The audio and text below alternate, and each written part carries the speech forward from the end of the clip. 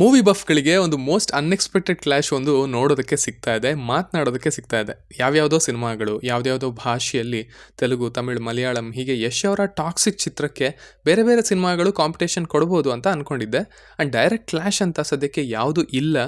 May be long ರನ್ಗೆ ಸ್ವಲ್ಪ ಹೊಡೆತ ಬೀಳುತ್ತೆ ಅನ್ನೋ ಭಾವನೆ ಇತ್ತು. ಆದರೆ ಈಗ ಬರೀ ಡೈರೆಕ್ಟ್ ಕ್ಲಾಶ್ ಅಲ್ಲ, ಒಂದು ದೊಡ್ಡ ಐರಾವತಾನೆ ಬಂದು ಎದುರಿಗೆ ನಿಂತಿರೋ ಹಾಗಿದೆ.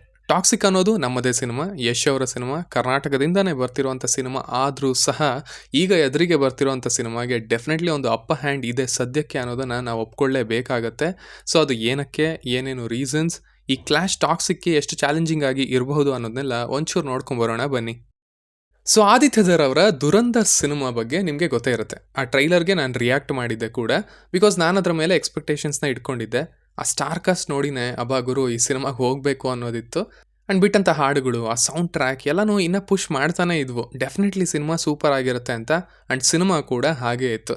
ಅದಕ್ಕೆ ಫಸ್ಟ್ ದಿನನೇ ಪ್ಲ್ಯಾನ್ ಮಾಡಿಕೊಂಡು ಹೋಗಿ ರಿವ್ಯೂ ಕೂಡ ಅಪ್ಲೋಡ್ ಮಾಡಿದ್ದೆ, ಬಿಕಾಸ್ ಅಷ್ಟು ಇಷ್ಟ ಆಗಿತ್ತು ನನಗೆ ಸಿನಿಮಾ. ಒಂದು ಸಿನಿಮ್ಯಾಟಿಕ್ ಎಕ್ಸ್ಪೀರಿಯನ್ಸ್ ಅಂತ ತೊಗೊಂಡ್ರೆ ಆಲ್ಮೋಸ್ಟ್ ಪರ್ಫೆಕ್ಟ್ ಆಗಿತ್ತು. 3.5 ಗಂಟೆ ಇದ್ದರೂ ಅದು ತೊಂದರೆ ಕೊಟ್ಟಿರಲಿಲ್ಲ.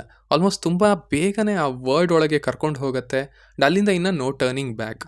ಬಟ್ ಅಲ್ಲಿ ಸಿನಿಮಾ ನೋಡಬೇಕಾದ್ರೆ ಅಥವಾ ಸಿನಿಮಾ ಮುಗಿದ ನಂತರ ಗೊತ್ತಾಗಿದ್ದೇನೆಂದರೆ ಇದಕ್ಕೆ ಪಾರ್ಟ್ 2 ಇರುತ್ತೆ. ಆ್ಯಂಡ್ ಆ ಪಾರ್ಟ್ 2 ಮಾರ್ಚ್ 19ಕ್ಕೆ ರಿಲೀಸ್ ಆಗ್ತಾ ಇದೆ ಅಂತ. ಸೊ ಅದನ್ನು ನೋಡಿದ ತಕ್ಷಣ ನನಗೆ ನೆನಪಿಗೆ ಬಂದಿದ್ದೆ ಟಾಕ್ಸಿಕ್. ಬಿಕಾಸ್ ಟಾಕ್ಸಿಕ್ಗೆ ಹಿಂದಿ ಬೆಲ್ಟಲ್ಲಿ ಕಾಂಪಿಟೇಷನ್ ಇಲ್ಲದೆ ಇರೋದು ತುಂಬಾ ಮುಖ್ಯ ಆಗಿತ್ತು.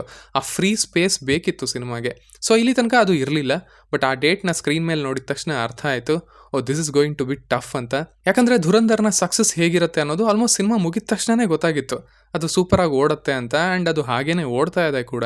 ಮೊದಲ ವಾರ 210 ಕೋಟಿ, ಎರಡನೇ ವಾರ 250, ಮೂರನೇದಲ್ಲಿ 175 ಆ್ಯಂಡ್ ನಾಲ್ಕನೇ ವಾರ ಆಲ್ಮೋಸ್ಟ್ 140.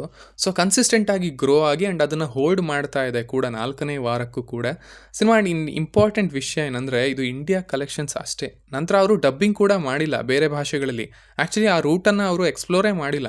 ಸಿನಿಮಾ ತನ್ನ ಭಾಷೆಯಲ್ಲೇ ಇಷ್ಟು ಥಿಯೇಟ್ರಲ್ಲಿ ಸದ್ದು ಮಾಡ್ತಾ ಇರೋದು. 800 ಕೋಟಿಯನ್ನು ದಾಟಿ ಆಲ್ಮೋಸ್ಟ್ ಈಗ 920 ಹತ್ರ ಬಂದಿದೆ. ಆ್ಯಂಡ್ ಓವರ್ಸೀಸ್ 230 ಕೋಟಿ. ಸೊ ಆಲ್ಮೋಸ್ಟ್ 1200 ಹತ್ರ ಕಲೆಕ್ಷನ್ಸ್ ಆಗಿದೆ ಸಿನಿಮಾದ್ದು.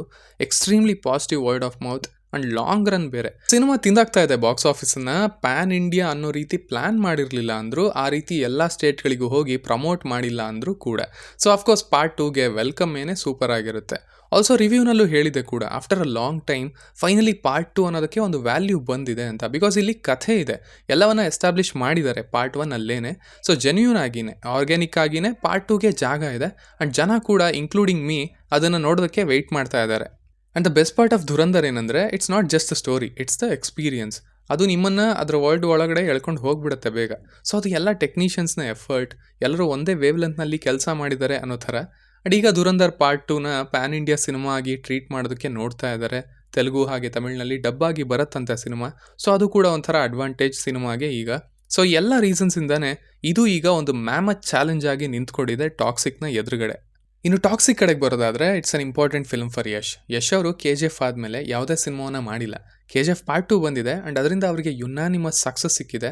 ಆದರೆ ಆ KGF ಫ್ರಾಂಚೈಸ್ ನಿಜವಾಗ್ಲೂ ಬಾಕ್ಸ್ ಆಫೀಸ್ನಲ್ಲಿ ಎಷ್ಟು ಬೇಸ್ನ ಕ್ರಿಯೇಟ್ ಮಾಡಿದೆ ಯಶ್ ಅವರಿಗೆ ಅನ್ನೋದು ಇನ್ನೂ ಗೊತ್ತಾಗಿಲ್ಲ. ಅಂದರೆ ಈಗ ಯಶ್ ಅವರ ಸಿನಿಮಾ ರಿಲೀಸ್ ಆಗ್ತಾ ಇದೆ ಅಂತ ಡೈರೆಕ್ಟಾಗಿ ಸಿನಿಮಾ ಥಿಯೇಟರ್ಗೆ ಎಷ್ಟು ಜನ ಬರ್ತಾರೆ ಇಂಡಿಯಾದಲ್ಲಿ ಅನ್ನೋದು ಗೊತ್ತಾಗಿಲ್ಲ. ಫಾರ್ ಎಕ್ಸಾಂಪಲ್ ಪ್ರಭಾಸ್ ಅವರಿಗೆ ಬಾಹುಬಲಿ ನಂತರ ಒಂದು ಸಾಹೋ, ರಾಧೇಶ್ಯಾಮ್ ಇವುಗಳಿಗೂ ಕೂಡ irrespective of the director, team, genre ಇವೆಲ್ಲ ಬಿಟ್ಟು ಕೂಡ ಪ್ರಭಾಸ್ಗೆ ಅಂತಾನೆ ನಾರ್ತಲ್ಲಿ ಜನ ಬಂದರು. ಸೊ ಪ್ರಭಾಸ್ ರೀಚ್ ಆಗಿದ್ದಾರೆ ಜನಗಳನ್ನ ಅನ್ನೋದನ್ನು ಅದು ಪ್ರೂವ್ ಮಾಡ್ತು. ಅದೇ ರೀತಿ ಟಾಕ್ಸಿಕ್ ಕೂಡ ಪ್ರೂವ್ ಮಾಡಬೇಕಾಗತ್ತೆ. ಅದು ತೋರಿಸುತ್ತೆ ಯಶ್ ಅವರು ಎಷ್ಟು ರೀಚ್ ಆಗಿದ್ದಾರೆ, ಎಷ್ಟು ನಂಬಿಕೆಯನ್ನು ಗಳಿಸ್ಕೊಂಡಿದ್ದಾರೆ ಹೊರಗಡೆ ಅನ್ನೋದನ್ನು. ಆಲ್ಸೋ ಇದಕ್ಕೆ ಅಡ್ವಾಂಟೇಜ್ ಏನಂದರೆ ಈಗ ಹೆವಿ ಸ್ಟಾರ್ ಕಾಸ್ಟ್ ಇದೆ. ಈಗ ಒಂದೊಂದೇ ರಿಲೀಸ್ ಮಾಡ್ತಾ ಇದ್ದಾರೆ ಪೋಸ್ಟರ್ಗಳನ್ನು. ವಿಮೆನ್ ಕ್ಯಾರೆಕ್ಟರ್ಸ್, ಇಂಪಾರ್ಟೆಂಟ್ ಕ್ಯಾರೆಕ್ಟರ್ಸ್ ಸ್ವಲ್ಪ ಜಾಸ್ತಿನೇ ಇದ್ದಾವೆ. ಆಲ್ಸೋ ಇವರು ಹೇಳಿರೋ ಪ್ರಕಾರ ಸಿನಿಮಾ ಈಗ ಈ ಸೇಫ್ ಝೋನಲ್ಲಿ ಇರೋದಿಲ್ಲ ಅಂತ ಅನಿಸುತ್ತೆ. ಅಂದರೆ ಕಮರ್ಷಿಯಲ್ ಆ್ಯಕ್ಷನ್ ಫಿಲ್ಮೇನೆ, ಬಟ್ ಟ್ರೀಟ್ಮೆಂಟ್ ಹೊಸದಾಗಿರುತ್ತೆ ಆ್ಯಂಡ್ ಇಂಟರ್ನ್ಯಾಷನಲ್ ಸಿನಿಮಾಗಳಿಗೆ ಸ್ವಲ್ಪ ಹತ್ತಿರ ಆಗಿರುತ್ತೆ ಅನ್ನೋ ರೀತಿ ಹೇಳ್ತಾ ಇದ್ದಾರೆ. So it's definitely interesting to see actually ಏನಿದೆ ಒಳಗಡೆ ಅಂತ ನೋಡೋದಕ್ಕೆ. ಬಟ್ ಆಗಲೇ ಹೇಳಿದ ಹಾಗೆ ಕ್ಲಾಶ್ ಮಾತ್ರ ಬರೋಬ್ಬರಿಯಾಗಿರುತ್ತೆ. ಒಂದ್ಸಲಿ ಟಾಕ್ಸಿಕ್ಕಿಂದ ಒಂದು ಗ್ಲಿಮ್ಸ್ ಅಥವಾ ಟೀಸರ್ ಹೊರಗೆ ಬಂದಾಗಲೇ ಗೊತ್ತಾಗೋದು ಯಾವ ಲೆವೆಲಿನ ಟಕ್ಕರ್ ಇರುತ್ತೆ ಎರಡು ಸಿನಿಮಾಗಳಿಗೆ ಅಂತ. Let's see. ಸೊ ಇಷ್ಟು ನಾನು ಹೇಳಬೇಕು ಅಂತ ಅಂದ್ಕೊಂಡಿದ್ದು ಈ ಟಾಪಿಕ್ನ ಬಗ್ಗೆ. ಇನ್ನು ನಿಮಗೇನು ಅನಿಸುತ್ತೆ, ನೀವು ಧುರಂಧರ್ನ ನೋಡಿದ್ರೆ ನಿಮಗೆ ಸಿನಿಮಾ ಹೇಗೆ ಅನ್ನಿಸ್ತು ಆ್ಯಂಡ್ ಈ ಕ್ಲಾಶ್ ಬಗ್ಗೆ ನೀವೇನು ಹೇಳ್ತೀರಾ ಅನ್ನೋದನ್ನು ಕೇಳೋದಕ್ಕೆ, ಓದೋದಕ್ಕೆ ನಾನಂತೂ ಕಾಯ್ತಾ ಇರ್ತೀನಿ.